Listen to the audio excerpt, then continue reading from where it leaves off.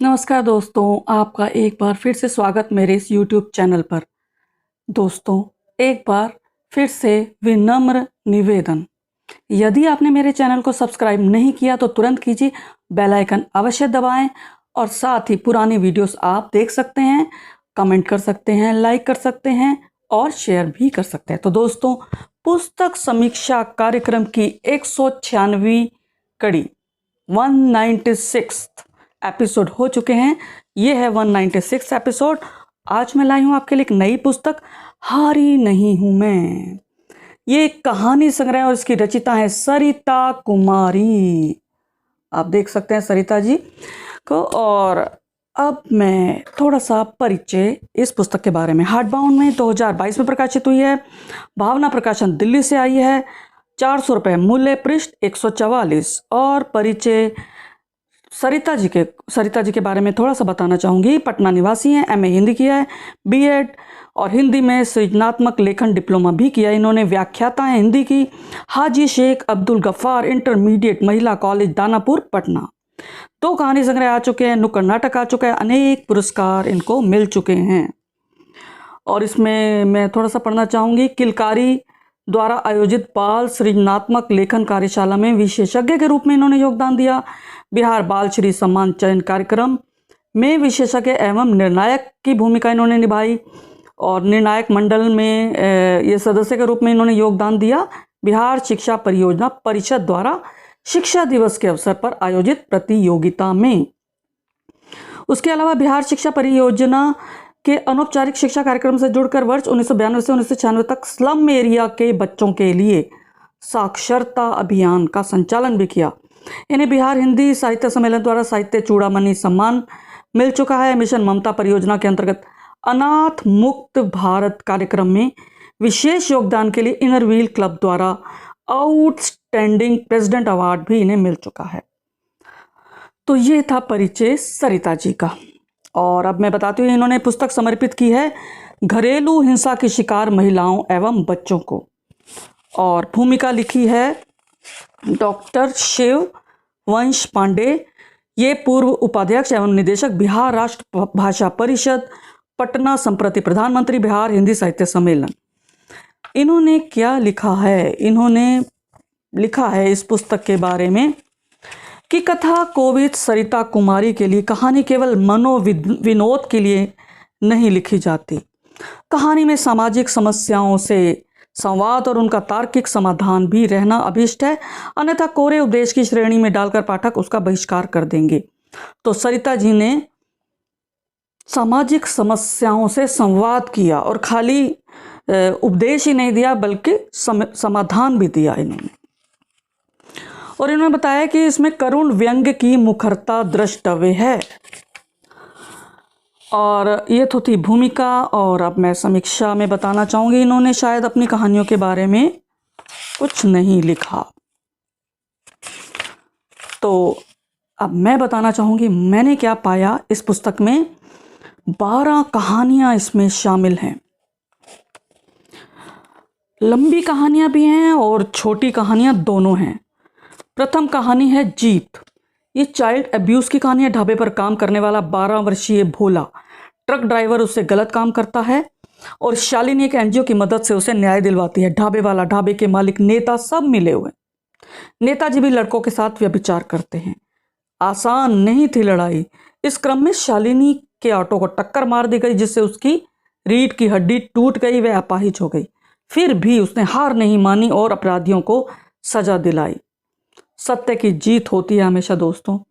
कहानी लंबी है, इस पर उपन्यास लिखा जा सकता है और फिल्म भी बन सकती है। दोस्तों, मुझे लगता है कि ये एक नासूर है हमारे समाज के लिए। जो श्रमिक हैं उनके साथ जो दुष्कर्म की घटनाएं, ये सच में ये कोड़ है हमारे समाज के लिए। और दूसरी कहानी पगडंडी, ये बाल श्रमिक की ये भी कहानी है, जो गांव से शहर आता है और अपना बचपन अपने पसीने में घोल देता है। पेट की आग बुझाने ये जो बाल श्रमिक हैं ये आते हैं, लेकिन दोस्तों इनसे इनका बचपना बहुत जल्दी छीन लिया जाता है। इन्होंने इस समस्या को लेकर ये पगडंडी कहानी लिखी है। और इसी तरह उसका जो पिता है वो पंजाब में मारा गया था, वह बिहारी मजदूर था। तो मित्रों, मजदूर देखिए, हर इंसान मुझे लगता है कि पेट भरने के लिए काम करता है, लेकिन यह भी सत्य है कि मगरमच्छ जो हमारे समाज में हैं, वे छोटे जीव जंतुओं को निगल जाते हैं। तो ये एक शोषण की कहानी है, बाल मजदूर की। हर जगह शैतान बैठे हैं। और इस कहानी में सरिता जी ने बिहारी बोली का भी प्रयोग किया है, जिससे इससे ये परिपक्व होती है कहानी, और जो पाठक हैं वे जुड़ पाते हैं। और साथ ही साथ इन्होंने ब्रैकेट में उसका हिंदी में अनुवाद भी किया, क्योंकि ज़रूरी नहीं सब लोग बिहारी भाषा को समझ पाएँ। और एक कहानी है गंगिया। ये एक छोटी कहानी है लेकिन अच्छी कहानी है। जात को गाली देने के कारण एक व्यक्ति बलवान जो है कमजोर को जान से मारना चाहता है, जिसे गांव की चाची बचाती है उस बलवान के आगे हाथ पैर जोड़कर। और एक कहानी है डायरी के कुछ पृष्ठ। ये कहानी बहुत अच्छी कहानी है। एक स्त्री की व्यथा है।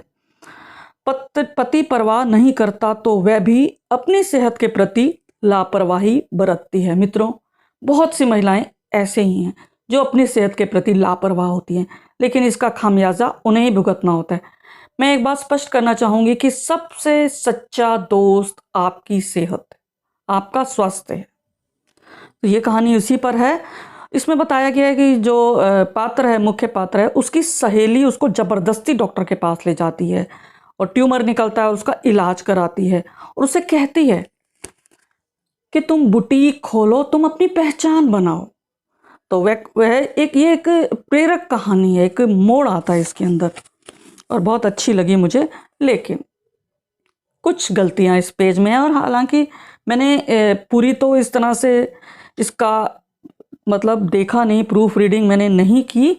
मुझे इसमें कमियां, मतलब गलतियां लगी, अशुद्धियां लगी। मुझे लगता है कि लेखक को एक बार छपने से पहले दोबारा देख लेनी चाहिए। जैसे पृष्ठ 48, इस पे उब लिखा है, ऊब की जगह उब। पृष्ठ 54 पर जानबूझ होना चाहिए, पिलिया पीलिया। ऐसे ही पृष्ठ 55 पर उद्धेड़ बुन, उद्धेड़ नहीं उधेड़ बुन। और पृष्ठ 100 पर गृहस्थी नहीं लिखा। मुझे लगता है काफ़ी गलतियां हैं, लेकिन मेरी पकड़ में थोड़ी सी आई। तो दोस्तों, उसके बाद मैंने कहानी पढ़ी फिर भी, प्रेम कथा, बड़ी सिंपल साधारण कहानी, लेकिन उसमें भी, क्योंकि देखिए हमारे जीवन में बहुत सारी घटनाएं साधारण घटती हैं, तो ये एक साधारण जीवन की साधारण प्रेम कहानी, इन्फैचुएशन भी कह सकते हैं इसको। और एक कहानी, ये कहानी बहुत अच्छी है, जैसी करनी वैसी भरनी। सच में अच्छी कहानी। देखिए, जो आप बोओगे वो तो आपको काटना होगा। इसमें यह कहा गया है कि सास अपनी बहू पर अत्याचार करती है तो उसको देखकर सभी करते हैं, और बहू पर अत्याचार किस लिए कर पाते हैं? क्योंकि वे अनपढ़ है। उसका पति बहुत पढ़ा लिखा और फौरन चला जाता है, विदेश जाकर वो पलट कर नहीं देखता, और इससे वह बाकी के जो सदस्य हैं उसके साथ गुलाम सा व्यवहार करते हैं, और वह प्रेग्नेंट हो जाती है, और वहाँ वह, उसका पति दूसरी शादी कर लेता है। उसके बाद भी वह वहीं रहती है, और देखते ही देखते घर वाले पहले पत्नी की हत्या कर देते हैं और बाद में उसका पुत्र देबू की भी हत्या हो जाती है। हत्या कैसे है? बुखार होता है, उसका इलाज नहीं किया जाता। हत्यारे कौन है? घर वाले, और साथ में उसका कारण कौन है? उसका पति। लेकिन उन्हें कैसे फल मिला? सास की भी हत्या घर में हो जाती है और ससुर की भी हत्या हो जाती है, और पूरा घर बर्बाद हो जाता है, क्योंकि वो बिगड़ जाते हैं जो उसके देवर और ननद। तो दोस्तों, इसीलिए तो कहते हैं कभी किसी की आह नहीं लेनी चाहिए। व्यक्ति कभी ना कभी बलवान रहता है, लेकिन उसे सोच लेना चाहिए कभी तो वह निर्बल होगा, तो उस समय जो वक्त है वो उससे बदला लेगा उसके अत्याचारों का। एक कहानी है अपहरण।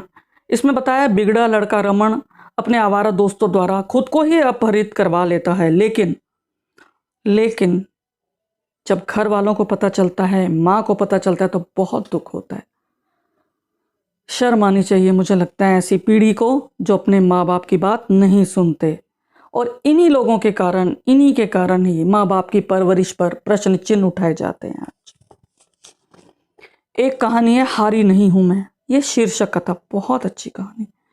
पति की बेवफाई से टूटी औरत बहुत जुल्म सहती, मारपीट सहती है। क्यों? बच्चों की खातिर। वह बेचारी पति को झेलती है और क्या चुनती है रास्ता? बाद में, अंत में अध्यात्म का रास्ता चुनती है। घर छोड़कर हरिद्वार चली जाती है। और उसमें एक जगह इसने लिखा है सरिता जी ने कि खड़े हो तो पेड़ की तरह और गिरो तो बीज की तरह, ताकि सृजन कर सको। ये एक बहुत पॉजिटिव मोड़ आया कि उसने छोड़ दिया अपनी जिम्मेदारियां पूरी करने के बाद। एक कहानी निर्वासन है, इसमें राजा रानी की लंबी कहानी है, ऐतिहासिक है। फूलमती ने अपने पति से अपने हिस्से के लिए संघर्ष किया।